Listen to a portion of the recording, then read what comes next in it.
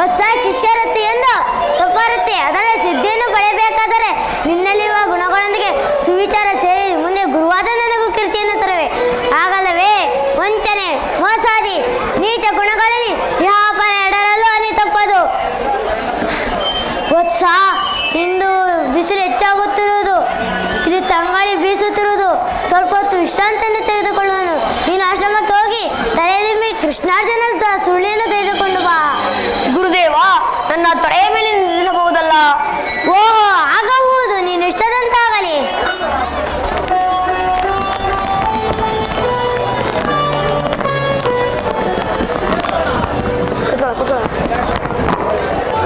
ಮೋಸ, ಈ ಅಪರಾಧಗಳನ್ನು ಕೆಡಿಸತಕ್ಕದ್ದು ಮೋಸ.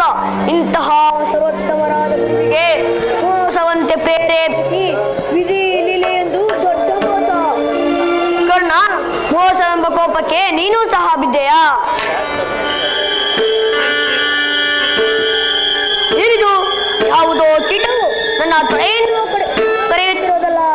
ಅಬ್ಬಾ, ಇಂತಹ ನೋವು ಕೊರೆಯಲಿ ಕೊರೆಯಲಿ. ಗುರುವಿಗೆ ನಿದ್ರಾಭಂಗವಾಗದಿದ್ದರೆ ಸಾಕು. ಏನಿದು? ಈ ದುಂಬಿ ಗುರುವಿನ ಕೆನ್ನೆಯನ್ನು ಕಡಿಯುತ್ತಿರುವುದಲ್ಲ. ಅಯ್ಯೋ ದೈವವೇ, ಏನು ಮಾಡಲಿ? ಗುರುದೇವ, ಯಾವುದೋ ಒಂದು ಕೀಟವು ನನ್ನ ತೊಡೆಯನ್ನು ಕೊರೆಯಿತು. ನಿದ್ರಾಭಂಗವಾಗಬಾರದಿತ್ತು, ಸುಮ್ಮನಿತ್ತು. ಏನು? ಕೀಟವು ನಿನ್ನ ತೊಡೆಯನ್ನು ಕರೆಯುತ್ತಿದ್ದರೆ ಸುಮ್ಮನಿದ್ದೆಯಾ? ಆಶ್ಚರ್ಯ! ಬ್ರಾಹ್ಮಣರು ಆಯ್ದಾಳ ಶಬ್ದ ಕೇಳಿದ್ರೆ ದುಷ್ಟ ಪ್ರಾಣಿಗಳ ಕೂಗನ್ನು ಕೇಳಿದ್ರೆ ಓಡಿ ಹೋಗುವರು, ಸ್ವಲ್ಪ ನಮಗೆ ತತ್ತರಿಸಿ ಹೋಗುವರು. ಹೀಗಿರುವಾಗ ಕೀಟವು ನಿನ್ನ ತೊಡೆಯನ್ನು ಕರೆಯುತ್ತಿದ್ದರೆ ಸುಮ್ಮನಿದ್ದೆಯಾ? ಇರಲಾರದ್ದು. ನೀನು ಬ್ರಾಹ್ಮಣನಲ್ಲ, ನಿಜವನ್ನು ಹೇಳು, ಇಲ್ಲವೇ ಇಡೀ ಶಾಪವನ್ನು ಕೊಡುವೆ. ದೇವ, ನನ್ನ ಅಪರಾಧವನ್ನು ಕ್ಷಮಿಸಬೇಕು. ಮೋಸ! 21 ಬಾರಿ ಭೂ ಪರಿಶೀಲನೆ ಮಾಡಿ ಕ್ಷತ್ರಿಯರ ವಂಶವನ್ನು ನಿರ್ಮೂಲ ಮಾಡಿದೆ, ನನಗೆ ಮೋಸಪಡಿಸಿದೆಯಾ ಭ್ರಷ್ಟ? ಗುರುದೇವ, ನನ್ನ ಕುಲ ಜಾತಿಗಳ ವಿಚಾರವೂ ನನಗೆ ತಿಳಿಯದು. ದ್ರೋಣಾಚಾರ್ಯರಿಗೆ ಹೋಗಿ ಧನುರ್ವಿದ್ಯಾಭ್ಯಾಸವನ್ನು ಕಲಿಸಬೇಕೆಂದು ಕೇಳಲು ಸೂತಕಲದವರ ಪೋಷಣೆಯಲ್ಲಿದ್ದ ನನ್ನನ್ನು ತಿರಸ್ಕರಿಸಿದರು. ತಮ್ಮಲ್ಲಿ ಧನುರ್ವಿದ್ಯಾಭ್ಯಾಸವನ್ನು ಕಲಿಯಬೇಕೆಂದು ಮಹಾದಾಸೆಯಿಂದ ಬ್ರಾಹ್ಮಣ ವೇಷದಿಂದ ಬಂದು ತಮ್ಮನ್ನು ಮೋಸಪಡಿಸಿದರು. ನನ್ನ ಅಪರಾಧವನ್ನು ಕ್ಷಮಿಸಬೇಕು.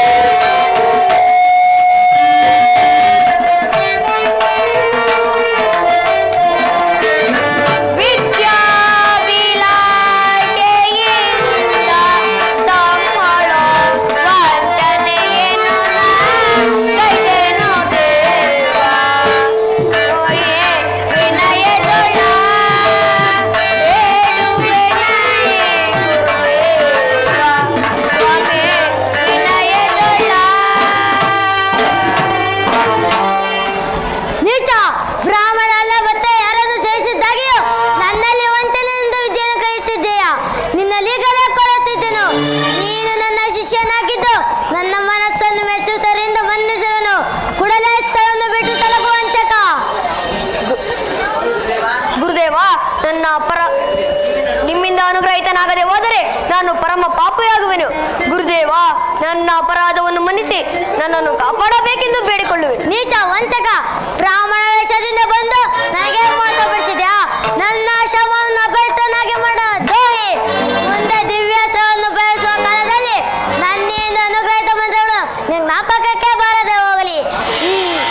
ಈ ಪಾಪಿಗೆ ವಿದ್ಯೆಯನ್ನು ಕಲಿಸಿದ ಪಾಪ ಪರಿಹಾರಕ್ಕೆ ತೀರ್ಥಯಾತ್ರೆಗೆ ಹೋಗುವೆನು. ಗುರುದೇವ, ಗುರುದೇವ, ನನ್ನ ಅಪರಾಧವನ್ನು ಕ್ಷಮಿಸಬೇಕು. ಅಯ್ಯೋ, ಗುರುದೇವರು ನನ್ನನ್ನು ತಿರಸ್ಕರಿಸಿ ಹೊರಟೇ ಹೋದರಲ್ಲ.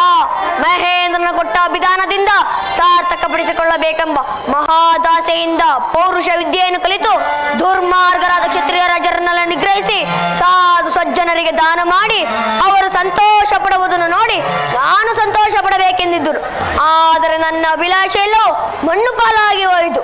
ಹೀನ ಕುಲದವನೆಂದು ಎಲ್ಲೆಲ್ಲಿಯೂ ಅವಮಾನವಾಯಿತು. ವಿದ್ಯೆ ಕಲಿಸಿದ ಗುರುವು ತಿರಸ್ಕರಿಸಿದರು. ಕಲಿತ ಅಸ್ತ್ರ ವಿದ್ಯೆಯಲ್ಲವೂ ಗುರುವಿನ ಶಾಪದ ಜ್ವಾಲೆಗೆ ಸಿಲುಕಿ ಭಸ್ಮವಾಗಿ ಹೋಯಿತು. ಅಯ್ಯೋ ಕುಲವೇ, ಶಿಶುವಾಗಿದ್ದಾಗಲೇ ದುರಾದೃಷ್ಟ ಎಂಬ ಪ್ರವಾಹದಲ್ಲಿ ತೇಲಿಸಿ ಅಲ್ಪ ಕುಲವೆಂಬ ದಡವನ್ನು ಸೇರಿಸಿ ನನ್ನನ್ನು ಕೆಡಿಸಿದೆಯಾ? ದೈವ ಬಲವಿಲ್ಲದ ನಾನು ದುರ್ಬಲನಾದೆನು. ಇನ್ನು ಮುಂದೆ ಈ ಪ್ರಪಂಚದಲ್ಲಿ ನನ್ನನ್ನು ಪುರಸ್ಕರಿಸುವವರು ಯಾರು? ದೈವೇಚ್ಛೆ ಇದ್ದಂತಾಗಲಿ. ನಾನೀಗಲೇ ಹಸ್ತಿನಾವತಿಗೆ ಹೋಗಿ ದುರ್ಯೋಧನ ಆಶ್ರಯವನ್ನು ಪಡೆಯುವೆನು.